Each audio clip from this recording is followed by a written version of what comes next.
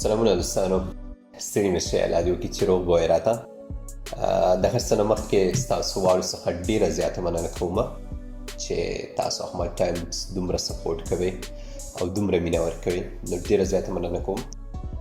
دا زما فکر کوم دوم کلیپ دی، دوم ویډیو کلیپ دی. تر دې پخوا ما یو مخکې ویډیو کلیپ خپور کړی و خو دا زما دوم ویډیو کلیپ دی. انشاءالله چې کله نه کله به نور سره مخامخ کیږو.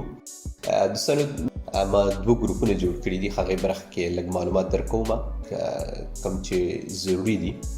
یو احمد ټایمز هیلپ سنټر په نامه دی، هغه اکثرو کسانو وملیدو او زیات جاین کړی هم دی. دوم چې دی احمد ټایمز جاب سنټر په نامه دی.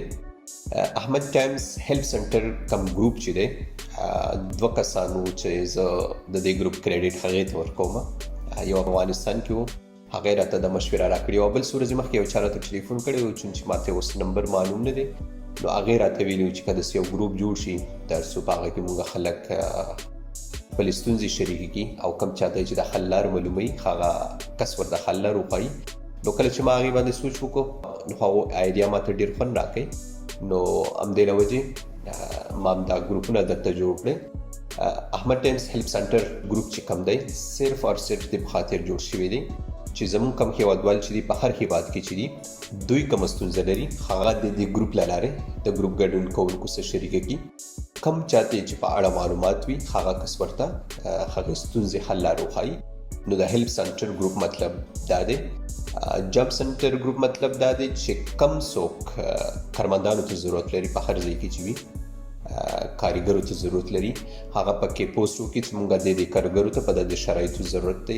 او هغه کسان چې کارموندنې په لټه کې دي دوی کارونو پسې ګرځي، هغه وګوري که چیرې دی په هغه شرایطو برابر و نو هغې کس سره کانټیکټ وکړي تر څو کوم کس چې کارګر غواړي هغې ته به کارګر پیدا شي او کوم کس چې کار غواړي هغې ته به کار پیدا شي. نو د جاب سنټر ګروپ جوړولو مطلب صرف او صرف همدا دی.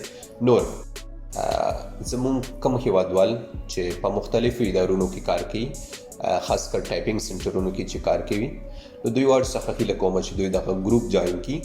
کوم چا چې کوم مشکل او دوی سره د حل لار وه هغه ورته وښایي تر څو چې د یاد کس مشکل حل شي.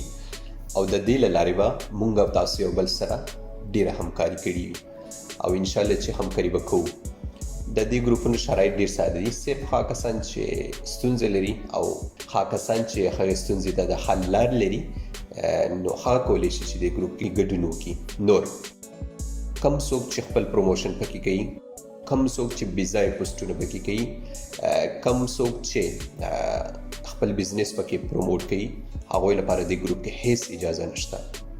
کم څوک چې داسې پوسټونه وکړي هغه به واړه بلک کېږي، هغه به په آینده کې ونه کولی شي چې دغو ګروپونو کې بیرته راشي. نو همدې په خاطر چې سبا لپاره تاسو د دې ستونزې سره مخامخ کېږئ نو ولې تاسو داسې پوسټونه کوئ؟ ځکه د دې ګروپ مطلب دا دی چې موږ یو بل سره کومک وکړو، نه دا دی چې خپل بزنس پکې پروموټ کړو او یا داسې څه پکې پوسټ کړو چې یو بل ته کومه پیدا نه وي.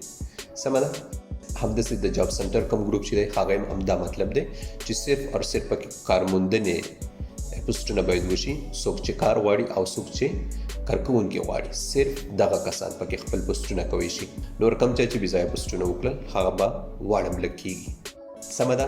نو راځئ هېوادوالو چې یو بل سره مرسته وکړو او د یو چا مشکلات خلکو باور وکړئ.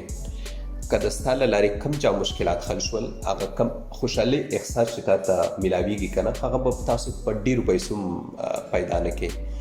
نو تاسو ټرای وکړئ، معلومات به درته وشي. سمه ده؟